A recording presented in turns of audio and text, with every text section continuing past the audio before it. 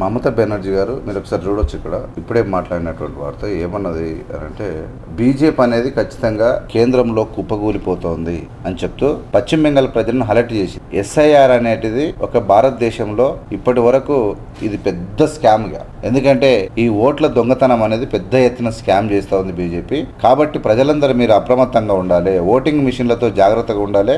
SIR special incentive reason అనేది పేరు చెప్పి ఆ పేరుతోని కోటాను కోట్ల ఓట్లు కట్ చేయడమే కాదు, స్లో ఓటింగ్ నడుస్తట్టు, స్లో కౌంటింగ్ నడిచే విధంగా ప్లాన్ చేసుకొని దొంగదారిన దొడ్డిదారిన గెలవాలనుకుంటున్నటువంటి బీజేపీకి ఖచ్చితంగా తగిన శాస్త్రి చెప్పాలని చెప్పి మమత పశ్చిమ బెంగాల్ ప్రజలకు పిలుపునిచ్చారు. దాంతో పాటు ఏమన్నదంటే, ఖచ్చితంగా నరేంద్ర మోడీ ప్రభుత్వము తుడిచిపెట్టుకుపోతుంది, కేంద్రంలో వచ్చేసారి ఎట్టి పరిస్థితుల్లో గెలవది, అందరికీ ప్రజలకందరికీ తెలిసిపోయింది, ఈయన అంతా ఉత్తదే డాంబాచారమే, ఈయనకు సబ్జెక్టు లేదు, చదువు లేదు, ఈ దేశాన్ని అభివృద్ధి చేయాలన్న ఆలోచన లేదు, ఒకటి ఆ మత పిచ్చన్న చక్కగా లేదు, ఆ మతం గురించి తెలియదు, వాటి గురించి తెలియదు, ఎంజాయ్మెంట్ ప్రపంచ దేశాలు తిరగడే యాత్రమే. కానీ కొంతమంది ఆయన భక్తులుగా కొంతమంది చలామణి అవుతారు, వాళ్ళకి ఏంటంటే దేశం ఏమైపోయినా పర్వాలేదు కానీ ఆయన ఒక్కడు మంచిగా ఉండాలని వాళ్ళు కోరుకుంటూ ఉన్నారు. అవన్నీ కరెక్ట్ కాదని చెప్పి మమతా బెనర్జీ చెప్పింది వెరీ క్లియర్. ఇక ఈ ఏడాదిలో కేంద్రంలో బీజేపీ సర్కారు కూలిపోతుందని, అప్పుడు ఆ పార్టీ తీసుకొచ్చినటువంటి అంటే ప్రజా వ్యతిరేక చట్టాలను అన్నింటినీ రద్దు చేస్తామని కూడా చెప్పింది ఆమె. ఎట్లా కూలిపోక తప్పదు, ఎందుకంటే ప్రజలు పరిశాన్ ఉన్నారు. అసలు ఎట్లా గెలుస్తుంది నరేంద్ర మోడీ, ఎట్లా గెలుస్తాడు? హౌ కెన్ జవహర్లాల్ నెహ్రూ ప్రపంచంలోనే అతిపెద్ద ప్రాజెక్టు హీరాకుడ్ ప్రాజెక్టు, ప్రపంచంలోనే ఆసియా ఖండములో అతిపెద్ద ప్రాజెక్టులు కట్టి భారతదేశానికి అంటే నీరు అందించి పంటలు పండించినటువంటి జవహర్లాల్ నెహ్రూ గారు ఒక్కటే ఎన్ని ప్రాజెక్టులు కట్టిండు? హీరాకుడ్ ఏంది, బాక్రానంగల్ ఏంది, మన తెలుగు రాష్ట్రాల్లో చూడరాదు, శ్రీశైలం ఏంది, నాగార్జున సాగరం ఏంది, ప్రకాశం ఏంది, ఇవన్నీ బ్యారేజీలు ఎన్ని ఉన్నాయి, డ్యాములు ఎన్ని ఉన్నాయి, ఎట్లా కట్టిర్రు, ఎన్ని నీళ్ళు వచ్చినాయి, ఎట్లా విద్యుత్తు ఉత్పత్తి చేసిర్రు, ఏంది అది, వాళ్ళేంది వీళ్ళేంది, నాకు అర్థం కాదు. ఈ మత్తు అనేది, ఈ కళ్ళకు పొరం అనేది పోవాలి. ప్రపంచవ్యాప్తంగా మనుషులంతా ఒకటే, మానవ సంబంధాలు పెంపొందించాలి. కాబట్టి పెద్ద ఎత్తున మమతా బెనర్జీ ఇలా బీజేపీ పైన విరుచుకుపడ్డది. ఎస్ఐఆర్ అనేదే ప్రపంచంలోనే భారతదేశంలో ఇంతవరకు జరగని అతిపెద్ద స్కామ్, ఇది ఒక కుంభకోణం అని చెప్పింది. ఎందుకంటే అడ్డదారిలో అధికారంలోకి రావడం అనేది దానికి మించిన స్కామ్ ఇంకోటి లేదు.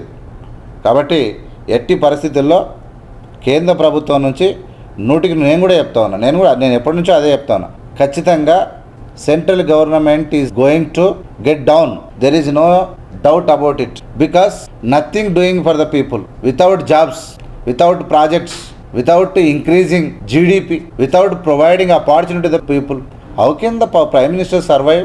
The people have been suffering under the Narendra Modi ruling. For that the people will give exactly mandate and sent to Narendra Modi to home. There is no doubt about it. Mamata Banerjee గారు సుప్రీంకోర్టులో కూడా వాదన చేసింది దీనిపైన. ఈ SIR అనేది దీని process ఏంటంటే స్పెషల్ ఇంటెన్సివ్ రీజన్ కాదు, ఇది డైరెక్ట్ డిలీషన్ ప్రాసెస్ లో నడుస్తూ ఉంది, ఓట్లను తొలగిస్తూ ఉంది. అప్ టు అంటే ఇప్పటి వరకు నిన్న మొన్న జరిగినటువంటి 5 రాష్ట్రాల్లోనే 7,20,00,000 ఓట్లను తొలగించింది. Nearly 7 crores and 20 lakhs of the voters were deleted by this Election Commission of India. Dangerous bells are ringing in the country. What it shows, I don't know. 2,89 lakhs in Uttar Pradesh, 97 lakhs in Tamil Nadu, 90 lakhs in Pachim Bengal. 90. What it shows? 90 lakhs.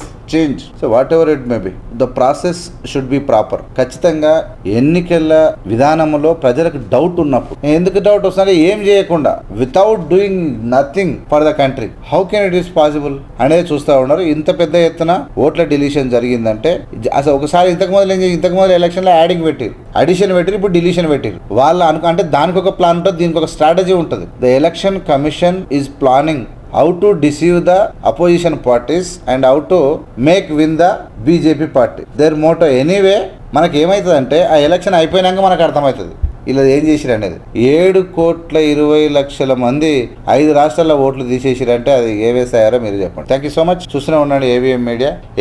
Like చేసి, share చేసి, subscribe చేసి ప్రజలకు పంపండి. జై హింద్, జై భీమ్, జై భారత్.